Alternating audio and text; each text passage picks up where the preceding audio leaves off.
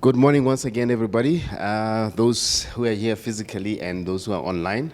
It's really good to get together again on this cold June morning, yeah? So one thing I know for sure is it's going to be very difficult to fall asleep, you know. Firstly, because of the cold, and secondly, because we've got very good speakers for you today, you know. As per usual, we like to keep it quite relaxed. We like to keep the engagement going and, not too formal. So, so please, as we engage, make your notes so that we can get an opportunity to actually just clarify and field your questions afterwards and really get the value out of today. So even those online, please make your notes in the chat. Just make sure that you capture that, and we'll do our best to actually make sure that we follow up and pick up the questions and get clarity for you. So yeah, I see we've got new faces here. So so everybody's benefit, Kalina Kiolo Bochendi Taonyani. I'm from a company called OTB Group. On behalf of UNISA, we basically run the mentorship program. With me is my partner in crime, Mr. Kgomotso Molosiwa, there back in the corner there. Who's basically very key in terms of the running and the of this particular program. So yeah, without wasting too much time, I'd like to basically introduce our speakers. But before I actually do that, just for a bit of housekeeping before for the people who are new here. So if you go out, you'll see just up the stairs to the right, the ladies and gents are there. And of course, outside is you can help yourself to tea and coffee as and when you need, seeing that today is actually a bit chilly. We have pumped up the temperature to about 30 degrees, so if it gets hot, too hot, just raise your hand, then we can actually just pull it down a little bit to make it more comfortable, just, yeah. So, the two speakers that we have for you today is really, away from the traditional construction IT. So, we've got some people who are rather fresh topics in terms of the sectors in which we engage in, the more in the lifestyle space. We've got Sipho, who will basically come first and give a bit of a talk around, his journey. He runs a business in the digital golf space. Yes, you're about to find out what digital golf is, and he'll basically just give you a rundown as to from a business perspective what his experiences have been, and just share a couple of notes regarding his journey. And he will be followed by Kgomotso, who is basically a lady who's really in the forefront in terms of golf, polo. Polo is, for laymen like me, he's horse riding for cool people, So, yeah. So he'll basically give us a bit of context in terms of what polo and what it takes to run a polo business, and basically her journey as well in terms of the world of polo. So as you can tell, it's basically a very fresh topics, but I mean, it's business nonetheless. It's journeys that these two people have actually traveled, and we get to pick their brains in terms of, from our own perspectives, just to get a few gems in terms of learnings and so on and so forth. So please do take notes, note your questions, post your questions online, and then we'll try as much as possible to do justice in terms of answering all of those. Any questions, any clarifications before we get into it? Okay. So we're still easing into the day. So without further ado, may I call upon you, Sipho, to take the mic, please, and give us a bit of your story. Thanks. Thank you. Good morning, everyone. My name is Sipho Makhamela. It is a privilege to be here and to engage with you guys. So I've actually been in the business space for about 7 years now, I spent some time. I'm from a Free State, in the village called Kwakwa. So I've been in business for 7 years. So my journey started after I graduated. I went to the corporate, and then from the corporate, spent about 2-3 years, and I left the corporate to go start a business. Yeah, so my experience is that business is not anything easy. It's actually really hard, because in corporate, I used to work 9 to 5. In the business, the hours had to extend. You work 16 hours minimum a day, Monday to Sunday. You don't have weekends. You just start having a real journey. So in those past 7 years, obviously, we are in the IT space, doing the software development projects, but also in the digital media space. So about 3 years, we started a company, not even company, but we started another product line called the Digital Golf TV. So I spent for more than 20 years in the golf circuit, starting playing golf as a junior until I stopped, and then went back to play golf again for varsity. And then after the varsity, I then went to the journey of golf by organizing the golf days. So the journey in our, and then 2 years ago, we then started what we call a digital golf TV. So, I mean, if you are in business, you know the customer is always right. And then there is no greater feeling or greater authority than the feeling of a customer. So we see them by using their credit cards if they love your product, and then you then grow from there. And there's no higher authority that can convince a customer anywhere or otherwise. So because our business model is based on business to business, so we then sit down to understand and do a lot of research in understanding how do we then engage and put the network with our customers. So a lot of our customers are probably higher LSM, which are the decision makers or the seniors in different environments. So because I had spent so much time in the golfing space, then I understood that the golfers, it's actually people in a higher LSM. And then I then thought, what is it that I can bring to them and be able to keep my business going and growing. And then we then developed the digital golf TV. So the concept around the digital golf TV itself is that, so when you play golf, you've got the full field of about 120 players. So and then a lot of people who are playing golf, they are playing golf in a set of networking environment.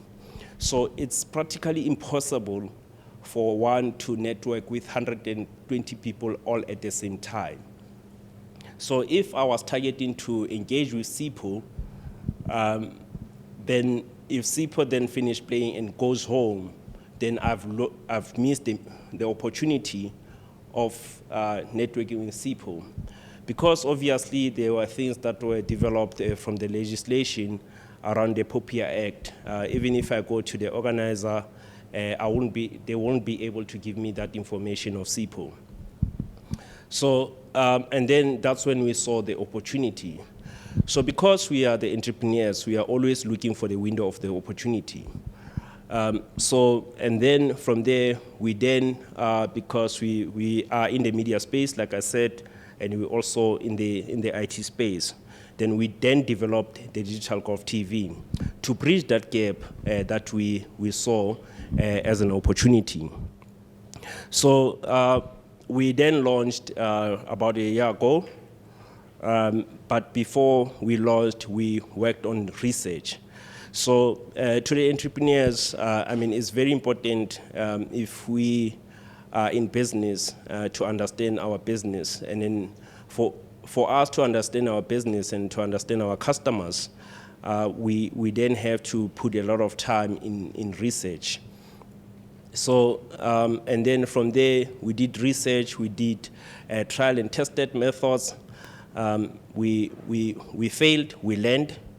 And then we did again, we failed, we learned. You can imagine we spent at least two in a week. We are in a golf course minimum twice a week, creating the content. So people, when they play golf, they play for a span of about 5 to 6 hours, 5 hours minimum.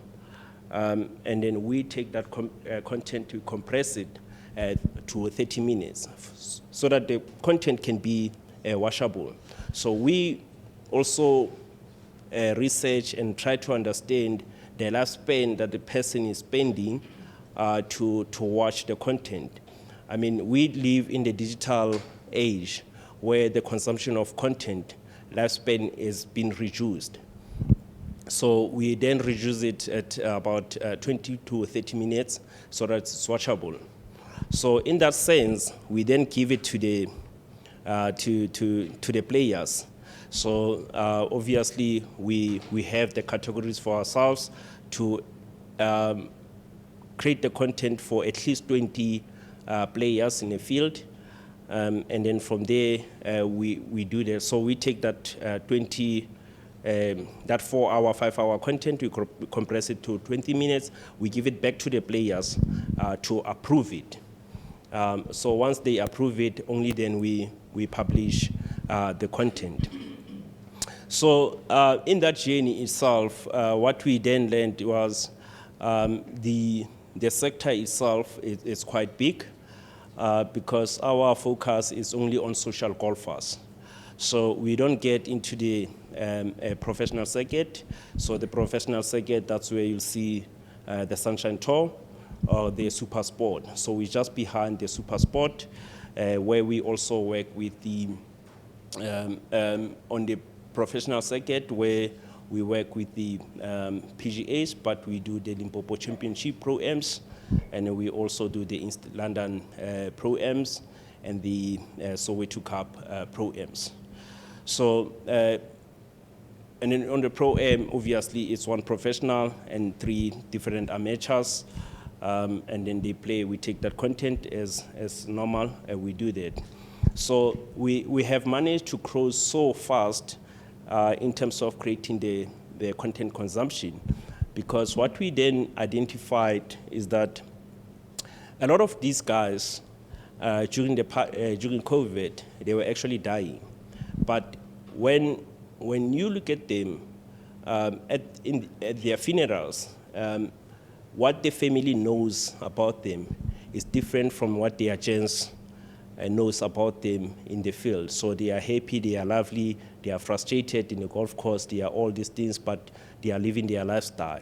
But at the family house, whether they are leaders or in their corporate, it's whether they are leaders. So the receiving of our product was really positive from our side.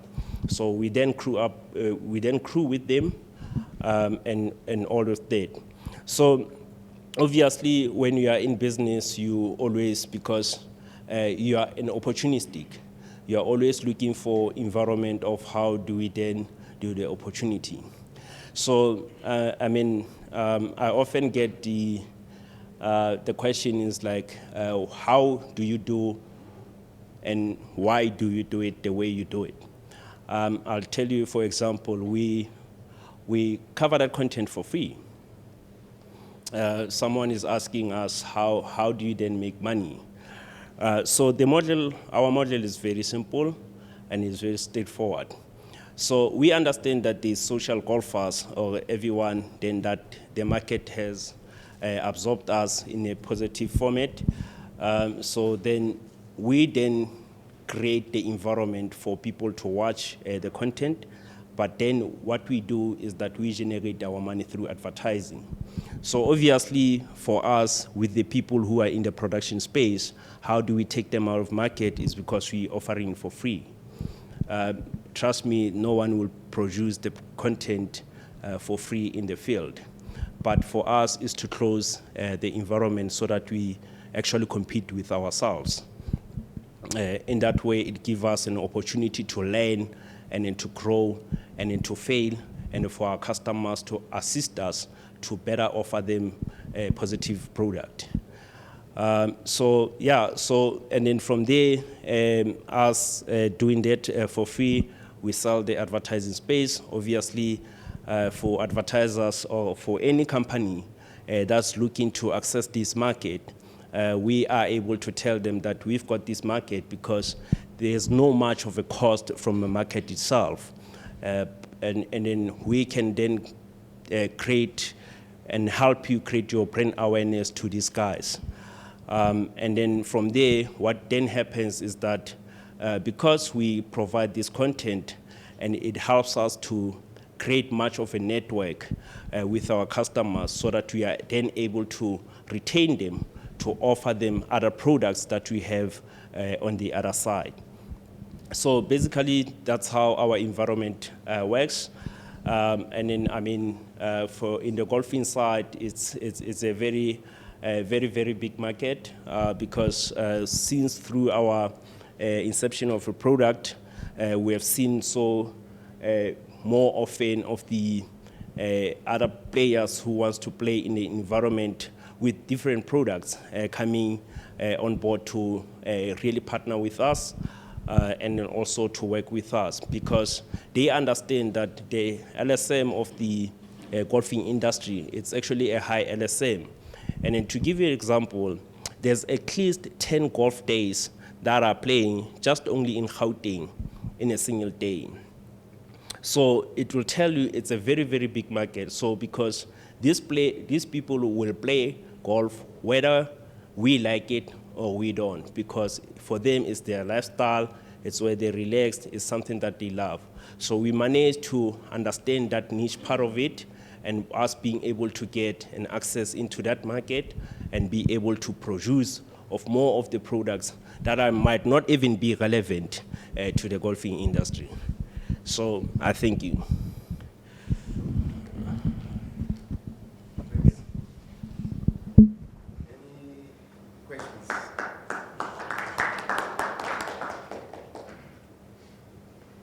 Any golfers here? Any golfers? Yeah? So I'm just curious as to, people go to golf courses to make connections and to make the networks that you were talking about, to make, yeah. So how do you find, from your experience, I don't know whether I think you said you started with the playing and whatnot. Yeah, I've been playing for more than 20 years. So in your experience, to what extent do these actually leverage and actually give a benefit in terms of these networking opportunities? Okay. Thank you. So with my experience in golf, like I say, I've spent more than 20 years. So there's what they call the 19th hole. So the 19th hole is when they are done playing and then people are just networking. So, but I need to be honest, in my time in golf and all those years, I actually haven't concluded a deal on a golf course because the people are frustrated. They are trying to get their better game. They are running away from their offices. So if they are running away from their offices, you are trying to get them to get into their office, they will be very upset with you. But because you then play with them time and often, and then as you play, getting to know each other, because in a golfing environment, it doesn't matter what type of person or who's that person is, you are bound to spend at least 5 hours with them.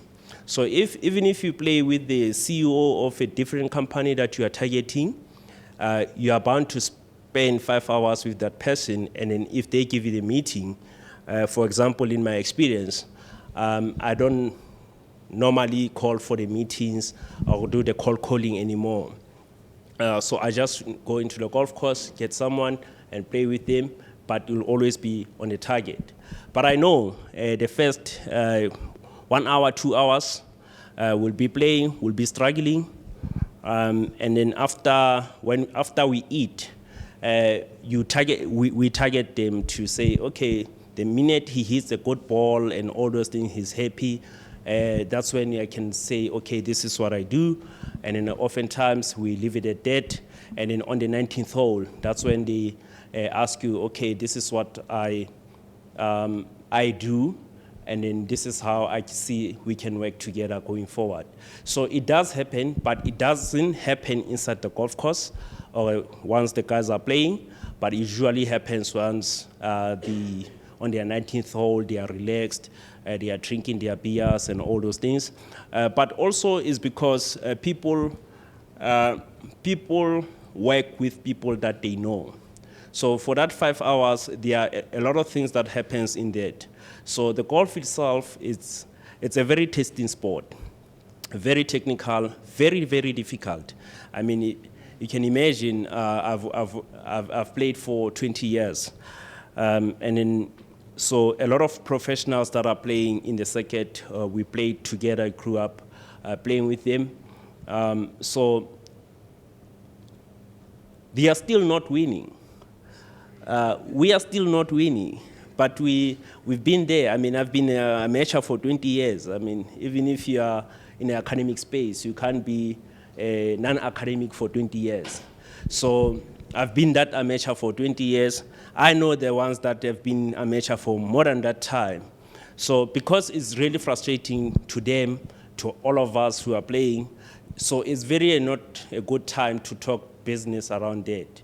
But what you then do is that probably target someone that you want to play with. I mean, I can tell you if someone is a golf player and then you ask them, hey, can I please join when you are playing? They will not even ask you for a meeting. They will ask you, when do you want to play? Because they want to run away from their houses. That one I'm sure of. They are running away from their wives. They are going to the golf course. And they spend a lot of time there. But also, that's when the part of networks happens inside the golf course. But please don't do it. Don't say, speak business while you play. Let it flow, let them get frustrated, and after that, then they'll be able to do that. Because what they do is that they also analyze your behavior. Because it's frustrating, some people, their temper, they have slow temper, but also golf it's a sport of etiquette. So nobody's actually looking what you are doing, but you want to know when you get inside the hole what you got. So please trust me, if you are playing the match play, they are counting your numbers. So if you lie, they keep quiet, they give you the spot, but at the same time, they really understand that this is a dishonest person. So they might not even want to go further with you. Okay, any question?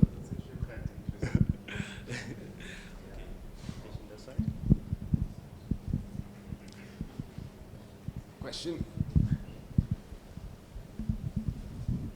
Morning. Please just look into the camera. Stand up and look into the camera. Yeah, Tebogo here from the Tsakone Move again.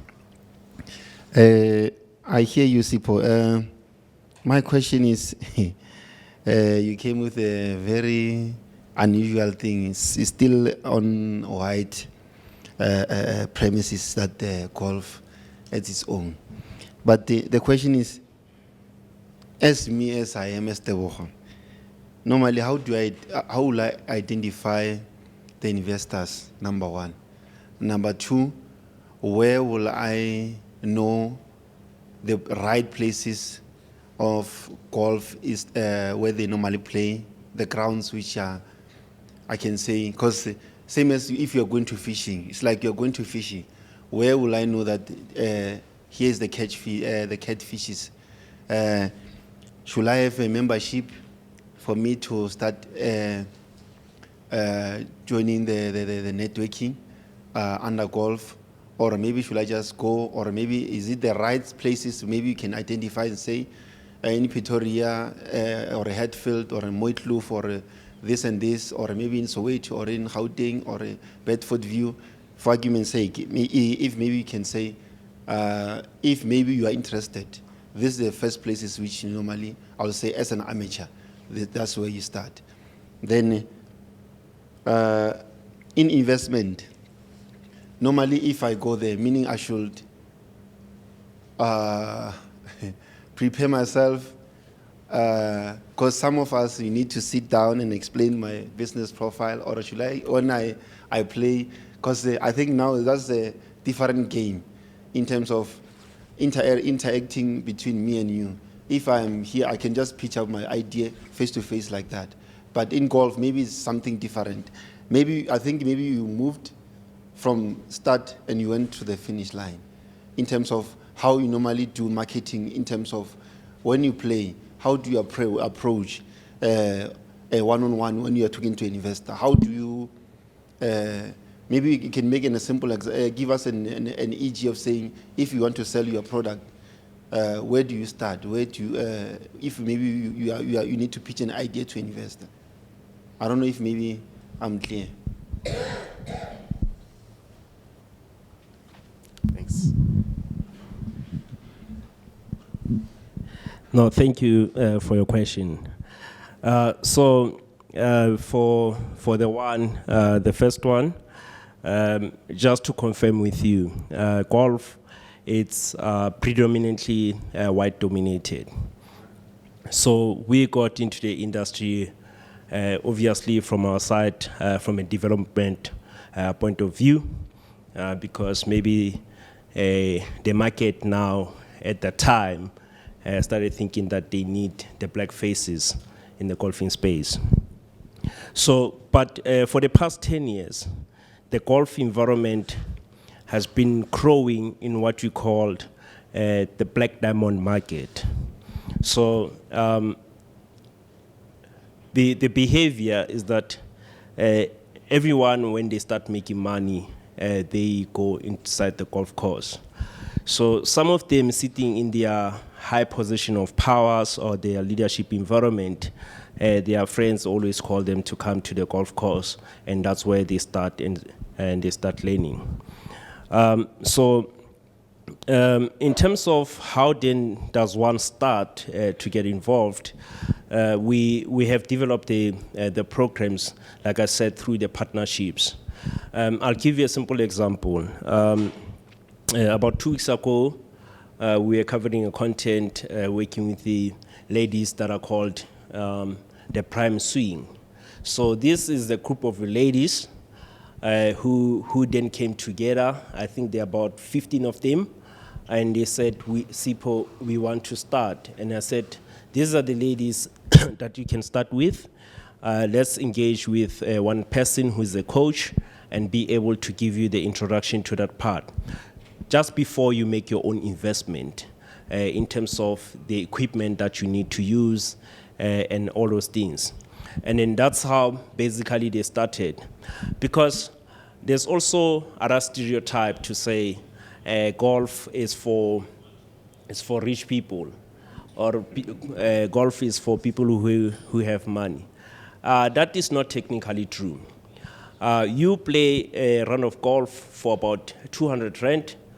To go out of line, I'm someone who's also in here, so I know 6-pack, it's about 200, and then it's equivalent to a game of golf. So I'll always do the comparison to say, do I get this side to get a headache, or do I go this side and try to exploit the opportunities?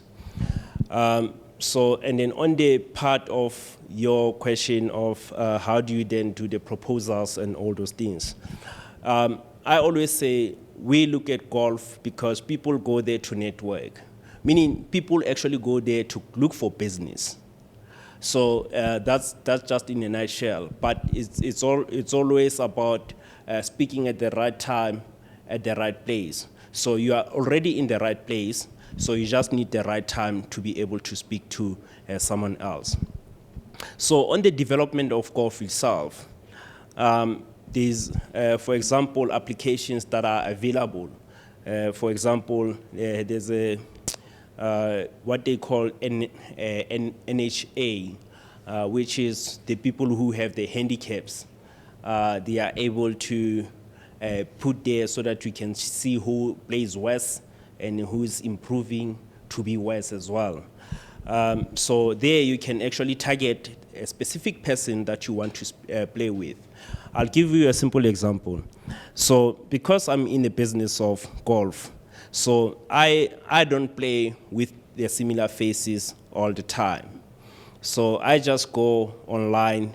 It's either last minute golf and NHA, and I target specific people. And then because I'm in business, I'm an opportunistic. I will target the person where space is available, go to Google them, see, okay, this is what they do.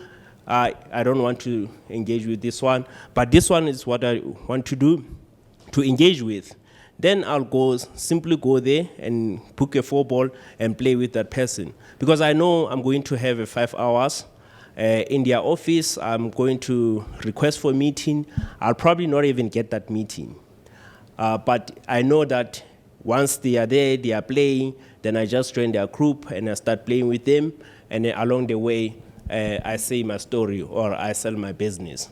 And then I think it's an easier way that we have been doing it. And then the materials are already there online to assist those of us in business to further network.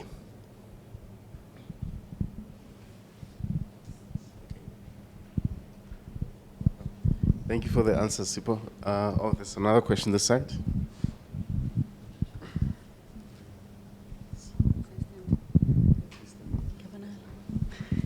Jumela, thank you for the presentation, Sipho. My name is Motlatsi. You spoke about marketing on your platform, on your digital TV. As a business person, one of the problem with how I get my business out is lack of advertising. So I want to find out how would your digital golf TV assist my product, I mean construction and small scale development. So I want to find out how would your TV assist me in putting my product out there and the estimated cost implications of that, either per month or per annum, just to have an idea of if I need to advertise on your platform, how much will it cost me? See, it's not only the golf course that brings you deals, mentorship sessions work. Go on. Not a problem. No, thank you very much. Thank you for that question. So if you speak about money, so our platform are very reasonable. So you spend about 1.3 a week just to put your ad there, and then we then push your ad. So your 1.3 is about 10 seconds advert that we then loop from different games. And then if you're looking for the one for 30 seconds, it's about 2.5 a week. So, and then I can tell you, it's the price is very, very cheap because we are trying to get the products out there. But like I said, our market, about 90% of it, it's a diamond market. So it's mostly black dominated. So yeah, so we're looking at about 2.5. We are charging close to actually enable the small businesses to thrive with our market. So yeah, 2.5. You're looking at 1.3 a week, or 2.5, depending on how long you need your advert to be there. Yeah, I don't know if you have answered your question. Okay, thank you. To build on that, Yeah. if you loop it Yeah. altogether in a week, how much exposure would you say? we've got we've got a higher exposure. So in our platform itself, we're sitting about 7,000 viewership, but also because we work with the professional golfers themselves. So the professional golfers that we work with, these are the emerging professional golfers. So it means that they also work on the Sunshine Tour. They play on the Sunshine Tour where we don't get involved. But we are behind the branding. So meaning that we are able to leverage on their viewership to pull in their followers into our platform. Okay, thank you. Thank you. I think we've got one more question this side.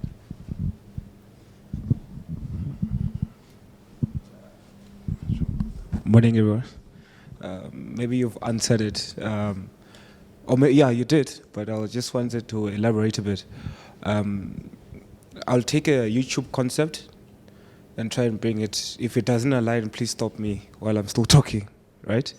For argument's sake, if I'm pushing an ad through a YouTube channel, I obviously check how many following does this person have, right? And see what benefits does it bring to me if I'm engaging into your business, right? What I would want to understand from you, since you've started and since where you are, including the 20 years of experience, instead to convince a client like me and her on the other side to join your platform, and how many people has it reached and how has it been useful to other clients of yours? Maybe if you could elaborate a bit on that, maybe I'll be sharp. Thanks for the question. Yeah, so like I said, okay, maybe to explain further, golf is a very, very niche market. So in South Africa, you're sitting about 1.3 million golfers in the whole atmosphere. So for us, we understand that in terms of our market, if you say you've got the full golf day, you are looking at 120 players. So with us sitting on 7,000 viewership, we have exceeded that much of only 120 players. Because the brands actually sit and go support the golf days and all those things, but their visibility in a traditional method was always kept to 120 players. So, but we then say to add value to those who come on in. For example, if BMW is supporting a golf day, we know that their reach is going to be 120 players. So, but as a person passes the hole only once, and then after they've passed the hole once, but digitally they can pass as many times as they want. So to also answer your question is to say, because we give you assurance that your brand visibility will be there to the face of these people, because before we publish our content, they have to approve it. So because the LSM, it's a higher LSM, we don't want to be showing someone who's shanking the ball or getting frustrated and all those things, because we'll be out of business. So they have to approve how we portray them. So we want to get them to come looking good. So they have to approve it. So meaning that the more they approve it, the more your brand gets the visibility. So we give you assurance. So in comparison to TV, is that I'm not sure if it's only my behavior, but if I'm watching a TV and it goes on ads, I switch to find what's playing on the other channel.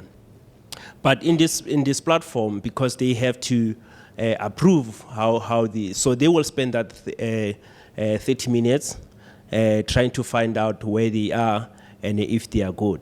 And only then after they are approved, we are able to publish the content. So in assurance, in terms of visibility, yes, we'll do. But in terms of the other social media platforms, we use them as a complementary because we're trying to push the traffic back into our platform. Okay. I think we've got another question here. So it's a hot topic, this one. Good morning. My name is Mos Matlala. Mine is more of a comment than a question. I think I've played with you at Copperleaf, and you sold me your digital platform, but you left through midway. And I must say, what is presented today touches my heart because I've been business for, I'm on behalf of Vika Business Solution, is one of our division. I've been in business for more than 10 years, and I've played golf in most of the courses here. And 90% of the business that I've done is from the golf course. And I'm glad that you brought in this part of the business, because most of us as black entrepreneurs, we don't take the sports quite serious in terms of business. And we see it as an expense than a marketing. You know, like you say, 1.3 a week, you know, it's not a lot of money compared to what we pay for Google. And sometimes you don't even get the hits from Google that you wanted for your business. But on the course, you tend to spend time with people that you ordinarily would spend 2 months asking for an appointment. I mean, recently, like I was saying, I played at BMW at Silver Lakes, and I arrived late at the golf course. I was disappointed with myself, and I was hasty, and then they paired me with the president of Busa. And I couldn't believe my eyes when they said that you are playing with Mr. Mohali. We are both late, by the way. And I've been wanting to meet with him for many, many years, and I couldn't get an appointment with him. But I spent 6 hours with him. I even walked him to the car to the extent that to give me the business card to say, let's engage further. So for me, it's more marketing than to enjoy the sport. Well, it's addictive, but I would encourage everyone that are in the business that we are in especially the new business that we are trying to establish, to play more of the golf, invest more money into the sport and buy proper equipment. Also, you know, I think what you mentioned when we were at Copperleaf, you said how you look at the course is also important because it's got the whole crew. I mean, they run after the golfers. He's quite robust in his approach. I'm not marketing your business. I've seen you. You know, I've bought into the idea. I mean, he introduced the game book. One of the apps we forgot to mention is HNA, and there's an app called Game Book. I got it from him. He said, go to Game Book, put a profile out there. Everybody that plays golf is on Game Book. When you would know, for instance, the CEO of a particular company, you just search his name, you'll know when is the next game, because they put there where you play next. So even if you don't have a slot in that golf course, you just go and sit at the clubhouse, because you know eventually you'll come to the clubhouse. And then you take advantage of that moment. Say, sir, my name is so I wanted to discuss 1, 2, and 3, and 4. They're more relaxed at the golf course. They won't even push you away. They'll give you an attention. So I must say I'm big up to you, brother. And then I hope we do more of this session with more black companies. Thank you. Thank you so much for the validation. Yeah. So clearly, you started off by saying you haven't closed the deal, so you got 90% close rate here. So it's actually quite a good, validation. So as well as that game book. It's not only about the golf. It's actually a marketing game book. So please put it to good use. So some gems. I'm also picking up gems here in terms of how to position products and stuff. So as we are talking, because what I was hearing is in terms of your game particularly, so it's not really about going there and winning. It's a platform to network. It's a platform to market. It's a platform to actually target specific individuals. But I mean, timing is everything. So you must go there with a full playbook in terms of what it is that you're going to say, who you're going to say it to, and make the message, get the message across, time it perfectly, you know. So I mean, I think these are tips that you know, we take for granted, that, you know, people go and they play golf, they come back, but we don't actually realize the value that is actually sitting there. So I mean, yeah, thank you very much for the talk, and thank you very much for the questions and the insight that you know, managed to actually you know, stir out of this conversation. Yeah. So yeah, thanks very much, Sipho. Sure. So yeah, I think let's break for 15 minutes. Yeah, give a chance to get some warm coffee, and then yeah, let's come back at 1:45 for our next speaker, and then yeah, you know, let's you know, get ourselves into the spirit. So I'll get you, yeah, 1:45. It's now 11:31. Yeah, let's be back at 1:45. Yep. So yeah, our next speaker, Kgomotso, basically she's going to be taking us through her Africa Polo business, in terms of where she's been, and, you know, just share a couple of you know, journey stories with us. And yeah, please do pay attention, do take notes, and, you know, we'll have time to take questions afterwards. Before she comes on, you want me to play the video already? Yeah. Okay, yeah. So yeah, as she comes up, I'll just play the video so that, yeah, you can see what the business is about.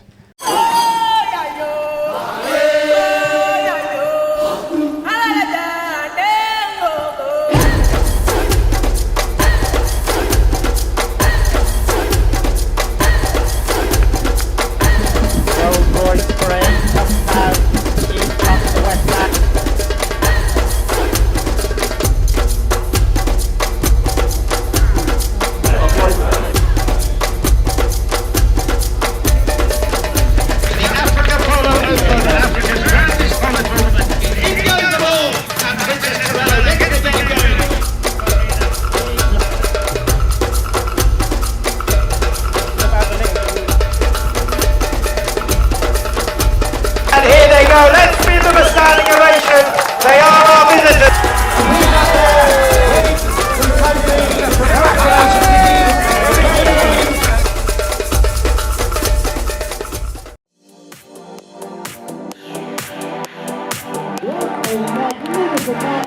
Congratulations to South Africa.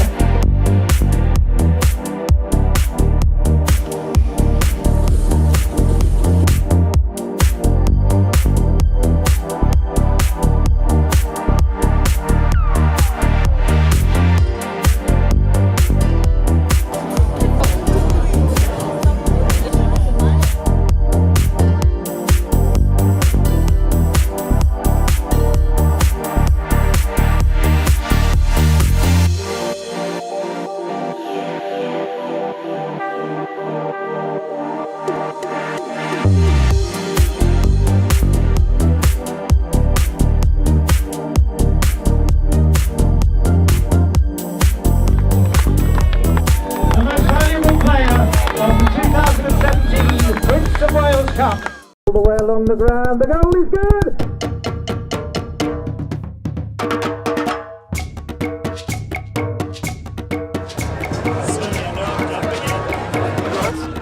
And for Queen.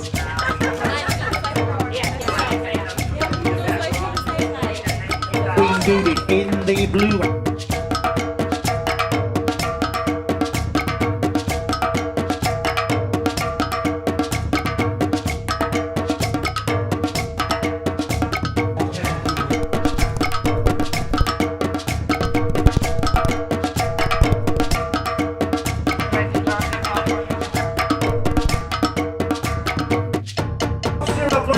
Stop. There is not.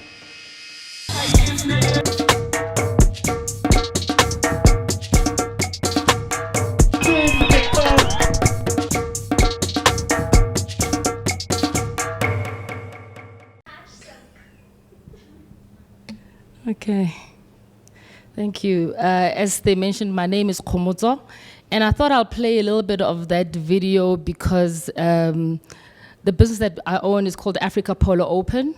I own and run a tournament, a continental tournament, which is basically a national team, South Africa, that plays against another African national team. That was just a short video from 2017, when South Africa played against Nigeria for a polo tournament. And just to give you a snippet of what actually polo is a game played on horseback with a mallet or a stick, they call it sometimes. And it's for a side, and it's basically like soccer. There's goalposts, and you score by hitting the ball through the goals. So that's just to give you some background about polo.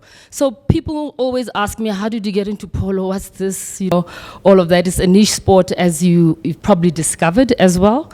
My story started in probably 2014. I was a working person in corporate, probably like some people, like the average South African. Working in corporate, I was in corporate for about maybe 18 years by then.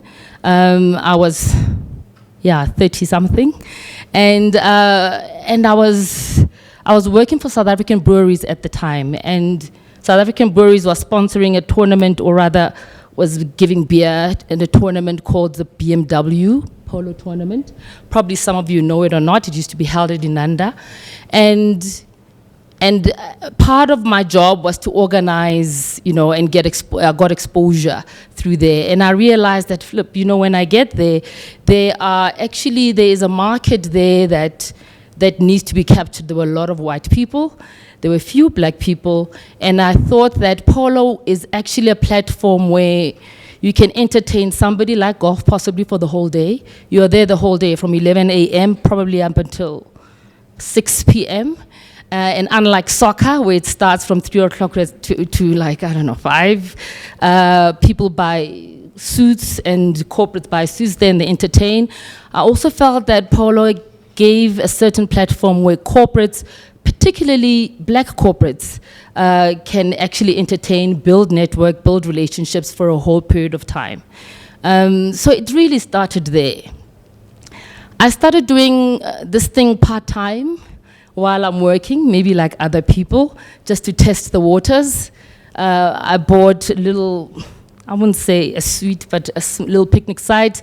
Identified some couple of friends of mine who owned businesses and made them pay to buy tickets, and then start really hosting them to watch the actual tournament at Inanda. That's literally how it started. It started very small with 10 people. I think OTB was one of my clients. I can't remember at the time. Yeah? Yes, you were, and then it really started there. Then I saw that, gosh, there's potential of this. As I'm doing this, I started doing it for about 4 years. It was every year for 4 years while I was at breweries, and I took the leap after the 4th year. Now, the whole idea on those 4 years was that I tried to understand what the market was actually like, because it was fairly new. The systems, how it's structured, how do I get in? You know, and how do I not disturb this established white market so they get scared and block me out, effectively.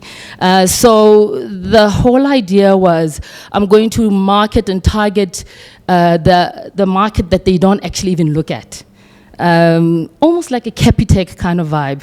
You know, when Capitec came into the market, they identified a market that the big banks weren't looking at, which is the SMME, you know, township market. So my idea was, you know, if I go and target these people, I won't disturb the status quo and they won't bully me out, etc. So the entry into it was really saying, okay, I'm taking the leap, and I want to own a tournament rather than buy a hospitality package. So owning the tournament means that you now organize the whole tournament, which is quite a feat. The whole tournament means that you have to run an actual tournament, you have to have horses, land, players, stakeholders to manage it, almost like a similar to SAPA. There's an equivalent in polo called SAFA. There's equivalent in polo called SAPA, South African Polo Association, in which you have to have a relationship with to get a slot, just like in soccer. Once you get a slot, you then actually organize the whole thing. You buy and rent horses for the players, identify the players. They send an invitation to the national team. Wherever it is, there's ambassadors involved.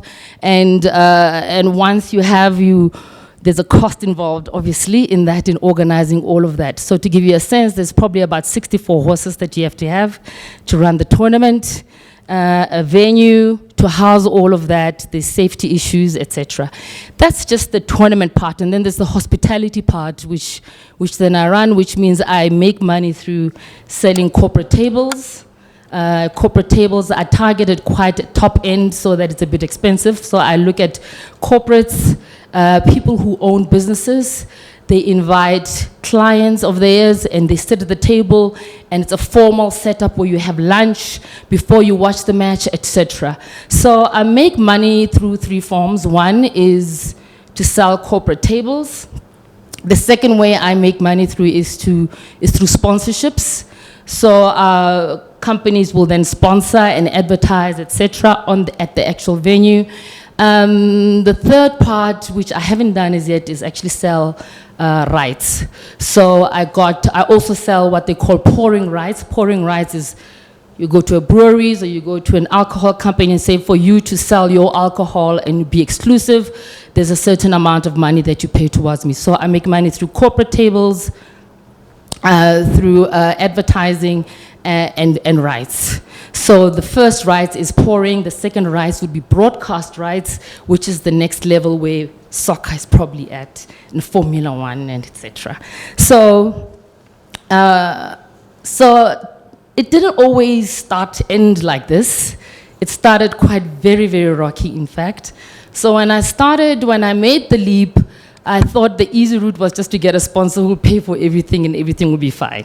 So I started writing a whole lot of proposals, approached banks. That's where the money probably is, because I understood that's probably where they'll have the money to even entertain top-end clients. And I approached ABSA. And at the time, ABSA was very interested. It's 2014. And we were really on a great negotiation scales. In fact, I didn't always start as Africa Polo Open. I approached South African Polo Association and I asked them, is there a tournament that I can buy? And they said to me, yes, there is, but it's an interprovincial tournament. That's what it's called. And you have to pay for that. You have to pay 500,000 for it. And I said, cool, I'll sign on the dotted line. I have to go look for 500,000 plus more, obviously, to make profit. So I went to ABSA, pitched the deal, and we were in negotiation, and they asked me, they said, we're interested, how much? I said, $1 million. So nice, 500 maybe profit, 500K profit. But then the journey didn't end there. So it took as a bank, there's a whole lot of admin and paperwork that needed to be done. I had just started my business, registered my business, CIPC, etc. And as the negotiations were happening, the bank then started asking me for a whole lot of paperwork.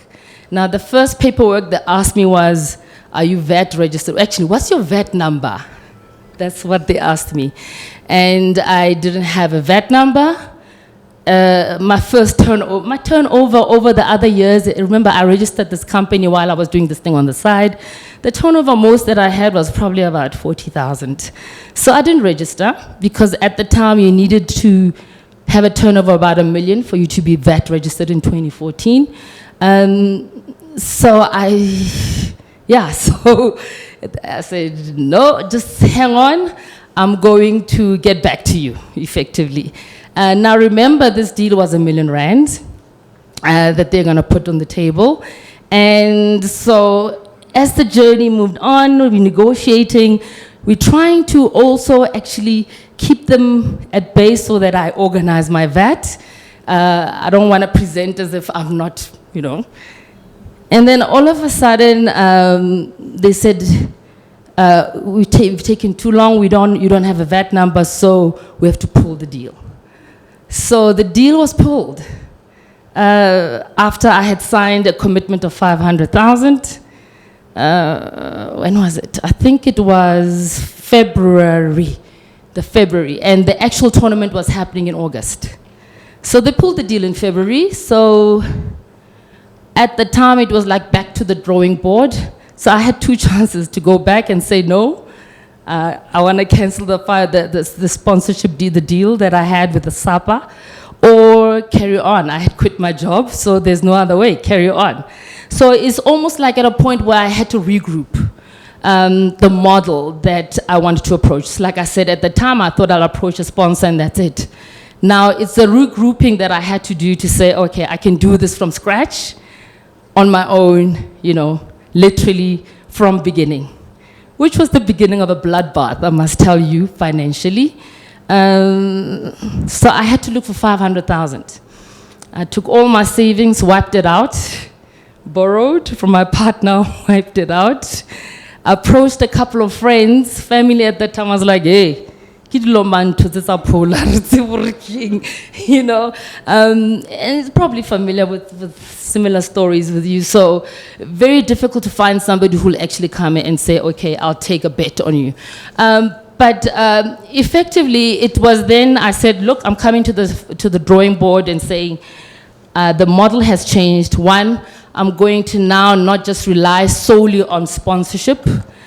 That's when I decided, look, I've been running this thing on the side with clients who were willing to pay, so I'm going to go back to the drawing board and sell corporate tables.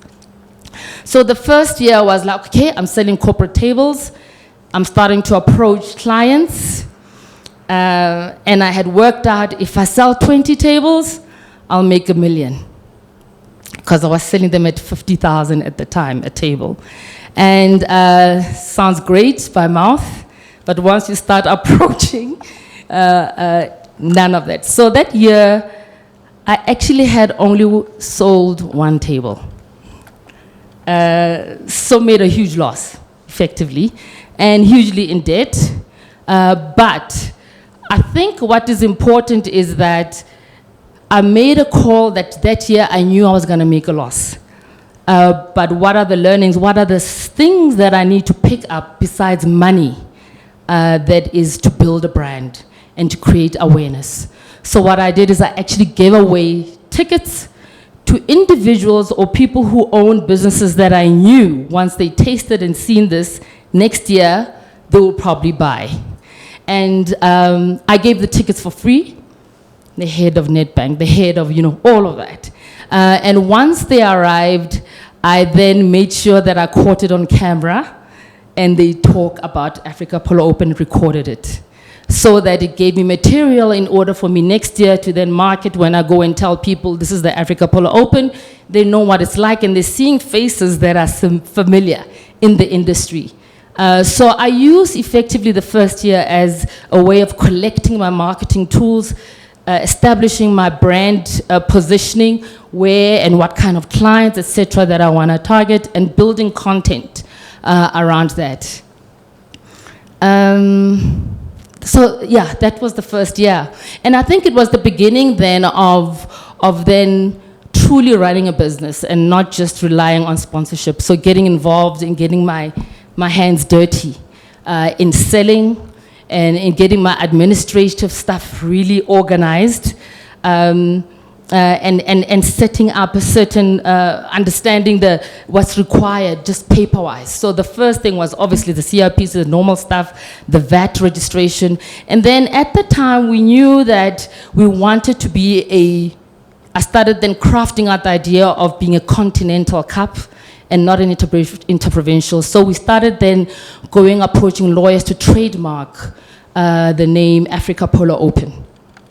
Trademarking takes about 3 years to be approved. So we knew that was quite a long way until we can actually call the tournament Africa Polo Open. So that costs money as well, by the way. So the trademark is another thing. So for me, the first learning was, let me get my administrative stuff ready and organized. And also knowing that I'm going to be interacting with either businesses that will require such things, you know, that my paperwork is fine. So that is a huge tick box, and it's a continual journey because it's not a once-off. Every year you got to do your taxes. Every quarter, you know, there's VAT, there's all of that. So being committed and understanding those is very important, especially if in the long run, you want your business to grow and not stay as an SMME. You need to get that stuff organized. And secondly, if you want at some point to sell your business and make a lot of money, you need to get that stuff really organized. Or even if somebody wants to buy your business, you know, that needs to be organized from the word go. So that's my first hiccup challenge, you know, that I came across. So, I mean, the brief was to talk about my challenges. So I'm going through the challenges of it, and hopefully, you know, I could share and somebody cannot make the same mistake. The second thing that I know that was a huge challenge is cash flow. So, I mean, cash flow, I knew that you're never ready. You never have enough money to start a business. I can tell you that much. I never had, I mean, even with the 500,000, the following year I still made a loss, and the third year I still made a loss. However, what I did gain is to build a brand so that I'm known continentally. Secondly, was to build my relationship and my stakeholders and establish myself without people being scared, you know. So build relationship with ambassadors, with the government, with SAPA, with the people who own horses, understand what's the lay of the land feeding like, so that Inanda and etc. they don't feel threatened. I'm still just targeting this market, but it's actually, mind you, 90% of the target is 90% black. So I knew that is a viable thing. So those 3 years is to build a brand, establish myself, and understand the ins and outs of the polo industry. You know, yeah, the loopholes. So like I said, so the cash flow issue is, one, I didn't earn a salary. I probably still don't earn a salary. And it's been 9 years. And there isn't enough money to help you bridge for those years, because you kind of like never know where you're gonna hit the inflection point of when you start making a profit. My trick is two things. You have to not only look at revenue, look at your cost as well. That's what I've learned. So, because profit is not a matter of just revenue, it's a matter of the revenue minus your costs, and how to start managing your costs. So when I start speaking to other people who've been in business for a long time, even established corporates, they also have cash flow issues. So I'm just letting you know, cash flow is an ongoing thing. Even Discovery has cash flow issues. It's just a matter of how do you start managing and understanding this cash flow issue. In the beginning, no one will lend you money. So how do you make do with the revenue that you start getting? Yeah. And then the second thing was that besides the cost issue, is that now you're gonna start going into credit issues. So credit means that I then started approaching the bank on the third year, because they're now seeing a nice inflow of money, of revenue. And the bank then started lending me a credit facility of X amount. And now I'm learning the art of paying just before. You know, it's extended every month. So, and extending your credit facilities. So there are other little small tricks of my suppliers. Can I pay you after 30 days and not 15 days? You know, you start managing those things to help you ease the cash flow so you can have some bread at the end of the month. You know, so there are certain things obviously that you pay at the end of every month, which is your employees, but there are other things that you can negotiate with your suppliers. I also learned that I created a very good, strong relationship with my suppliers, because they actually bankrolled me sometimes at these events once I've actually built a good relationships. And on the virtue of them saying, look, I'm always gonna be with you. I'm a pipeline of your income anyway for the next 3, 4, whatever years, if you stick around with me. So there are ways of managing the cash flow, but the cash flow issue will always be there. That's really my taking from that. I mean, I was just even shocked that even your bigger corporates, they literally live with credit from the bank to pay their employees. So cash flow issues will always be to learn how to manage them. Another thing that I've learned on the cash flow is I might be selling corporate tables, etc. And sometimes I don't have money to pay for certain things, you know. So when I said reduce your cost with using money, what I learned to do is that I would then do trade exchange programs. So I would say, oh, okay, so you can't give me this, I'll give you a ticket in return instead of cash. So learn to trade with what you have for something else, which is a way of reducing your costs, your cash flow burden. So yeah, that's the second challenge that I found, cash flow, which is ongoing. And then the third one is, should I call them structural economic factors without being, you know, so effectively what I learned is that people do business with people that they like. that's just the long and short of it. People do business with the people they like. And in South Africa, they start off with, if you look like me, then it's easier to approach you and be my friend. And then it can then evolve into a business relationship. That's the fact of it. I must have written about, I counted yesterday, I was trying about 123 proposals. And 80% of those were done in my first 3 years. And part of it is when you leave corporate, you're a little bit naive and you're thinking, you know, things will fall in place, get approaching and approaches, and things will fall into place.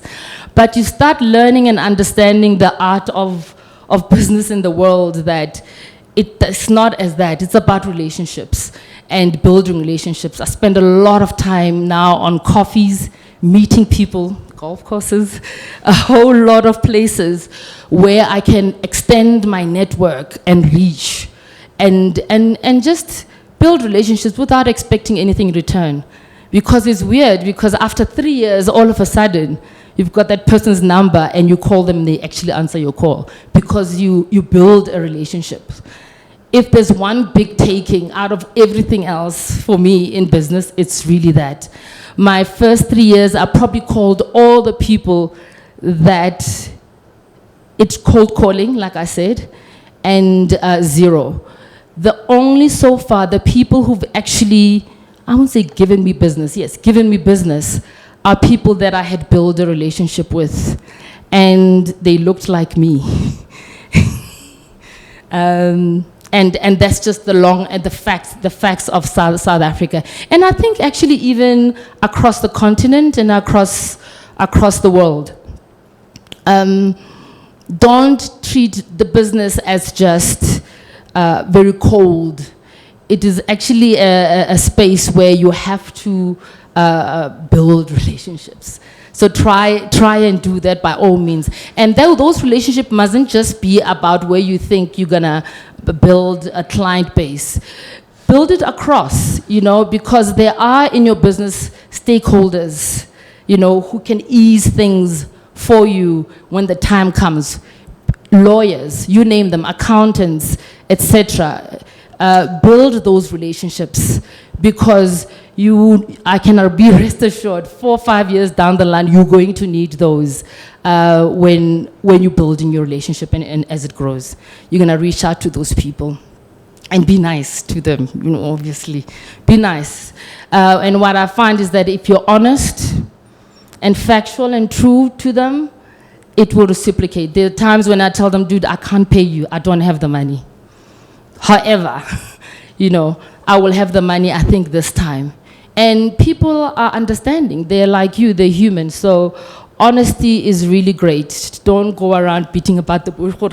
I've got it all under control. Not everybody has it under control. Even big corporates, you go to them, you explain to them, I can't, I need the money within, you know, COD. because my business can't carry this, you know. I can't carry the business for you. So I think have those conversations and have those bold conversations, which are tough, and that will assist you, the relationship part. Yeah. And I talked about economic factors as well. So, and I'm going to talk about even outside our borders, because the tournament now, you know, reaches Nigeria. You know, we played with Nigeria, Zambia, Kenya.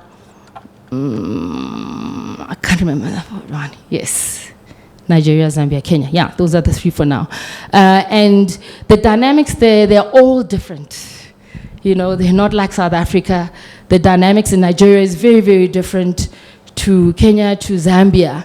And funny, there, it's not necessarily a race issue. I think it's a patriarch issue. And as a woman, I found it quite difficult to even navigate that space.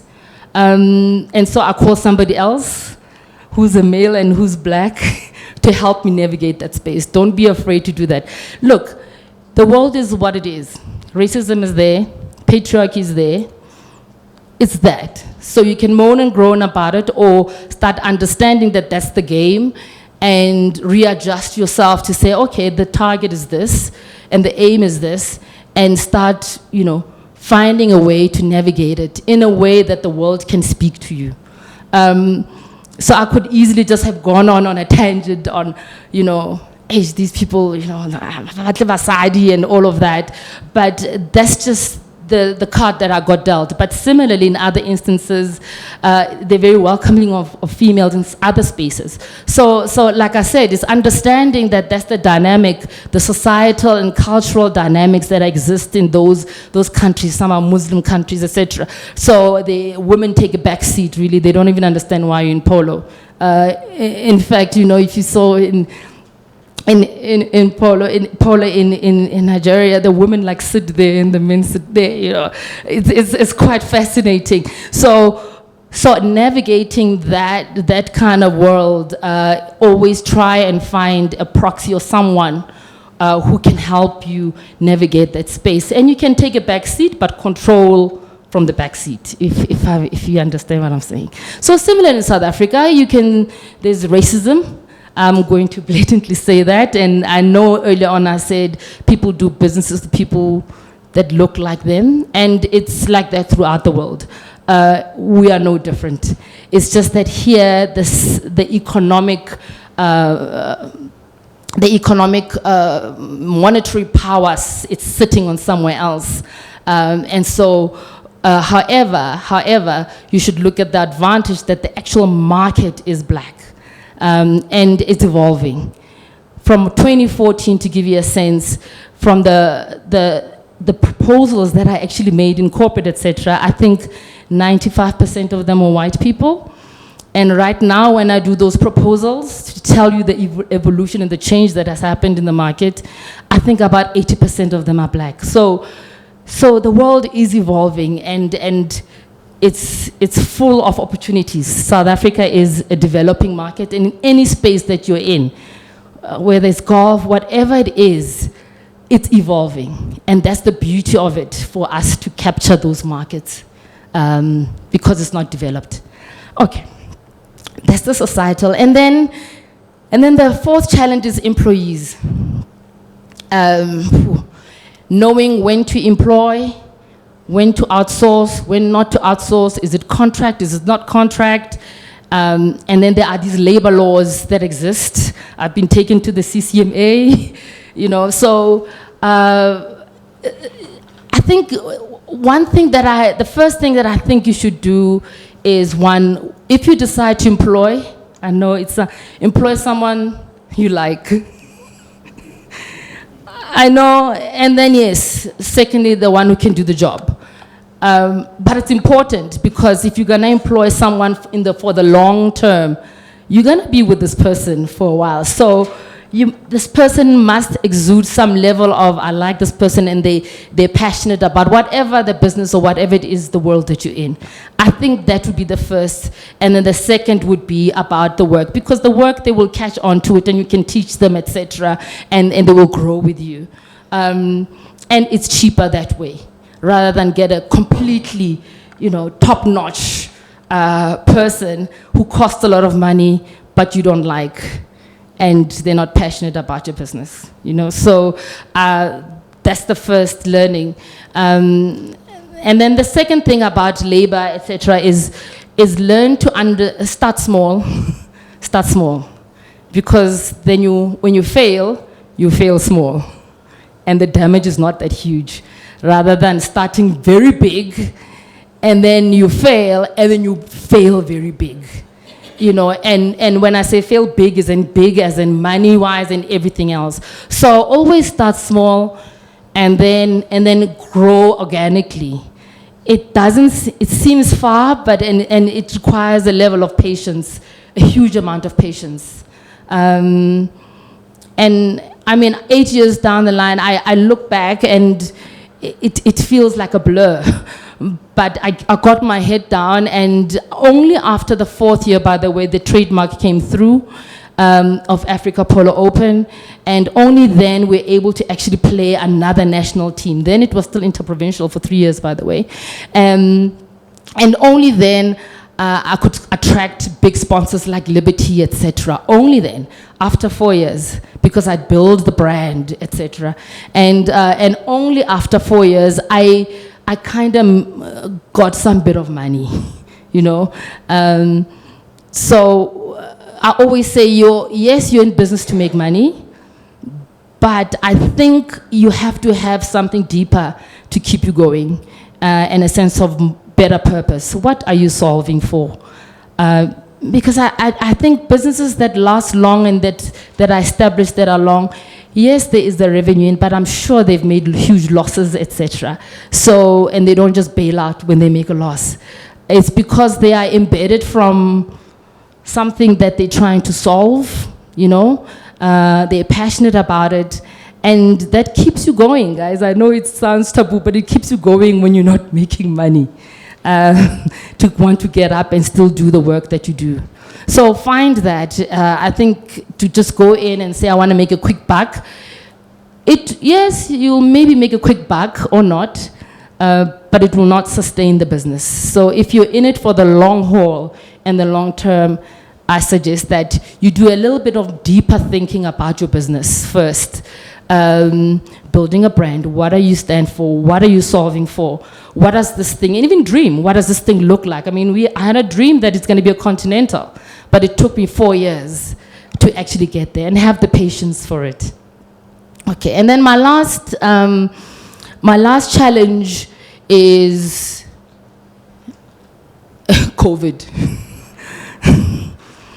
The business went under when COVID hit, because this is effectively a sports, hospitality, lifestyle business that requires human interaction. Yes, I will make money secondary from broadcast, etc., but the thing has to happen, and people have to be there to watch.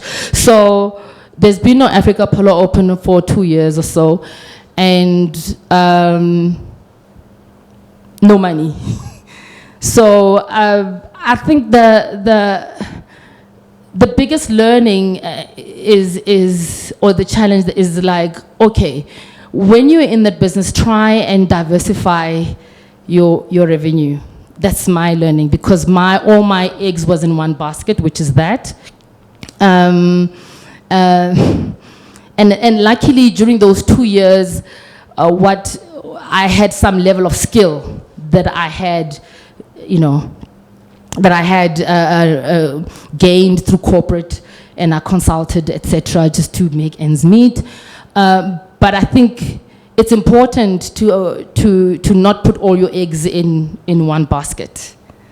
Yeah, especially if it's one-dimensional. When I say one-dimensional, meaning that it's just polo and that's it. So try and have different models in which you generate income from, so that when one model is affected economically by something, at least maybe others might, you know. And the challenge, it gets a toll on your body, on your mental capacity, and even just your energy levels, and it hits for 2 years, you know. So emotionally, it also hits you for 2 years. So find a way to exercise, because you are the business. It's in your head, etc. Find a way and be jealous and make time to look after yourself. You know, because I've seen horror stories where even just in corporates, people who own business, etc., they don't look after themselves, and boom, it's a heart attack, they're gone. So I really, really had a bigger sense of appreciation of looking after yourself, your body, mentally. And when I say looking after yourself is, yes, there's the exercise, there's the food, there's the yoga, whatever it is you look to unplug. But also start having different conversations, because when you're an entrepreneur, you have the same conversations all the time because you're passionate about your work. So try and have conversations with other people outside of your realm, because then it will keep your mind at ease that everybody's going through this. I'm not the only one. They're going through the same problem. Okay, so this is a normal course. I don't need to be that scared, you know. So it's really important to also feed your mind with positive stories, or balanced stories, let me say, about business and about yourself. Yeah. What else? That's kind of like my big learnings so far, or the challenges that I have gone through in the business. That's where I end.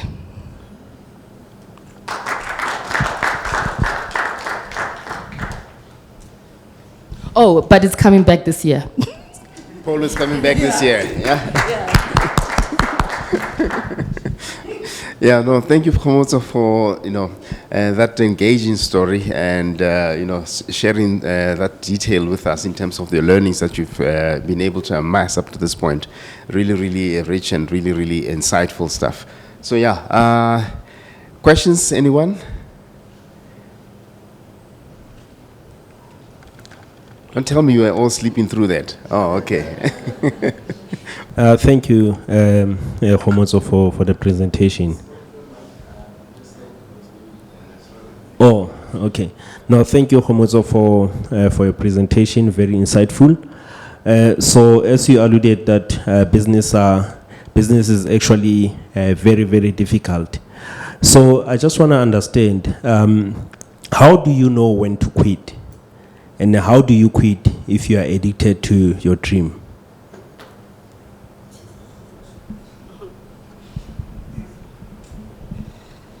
Yeah, it's a tough one, because so when I left, it's a slightly long one. So when I left corporate, I must admit the first 2 years, because I wasn't making any money, I kept on brushing up my CV every now and again to see if I can get back to corporate, etc. Because I was used to that ringing SMS at the end of every month when money comes in. But I think there's a tipping point that happened, I think after the 3rd year, that I knew that I have established a way of life and a rhythm that suits and that feeds me, versus corporate. It was a much more healthier relationship that I have, and a more sense of purpose that I have found in my business. So by finding a sense of purpose in my business, I can't quit on that every morning, So I don't think, if you ask me now, will I ever go back to corporate or quit? No, I'll never go back to corporate, because I think I've tasted, and maybe addicted, I don't know, what it means to run your own business. It's not just about money.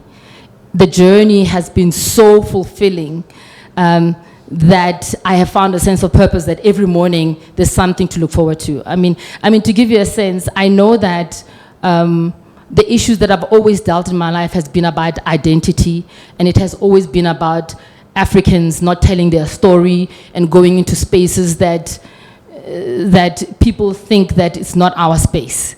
And actually just going in there saying, no, actually we've been horse people all our life. Basotho people have been running these horses. Like, what's this polo thing? You think it's yours. And almost like claiming it in our way and telling our story. So once I have kind of like done the work of defining what actually is my purpose, it's easier not to quit every day because there's a reason to wake up. So I know I won't quit because of that. And it might come in a different shape or form. So I might quit polo. However, I won't quit telling the story. It might transform into something else. I might even go to rowing. Who knows? I don't know. You know, so it might go into a different form, telling the story in a different form. So yes, I hope I've answered the question. So I know I won't quit because of that. And quitting is not an option because I always try and find a way of, okay, this is the card that's been dealt. I'm not giving up. For me, quitting is like, I'm not giving up. I'm finding a different route. And finding a different route might be, yes, maybe leaving polo and going into rowing or whatever it is. But for me, that won't be quitting because I'm still being true to what it is that I am passionate and intending to do. Yeah. Thank you, sisters, for a wonderful presentation.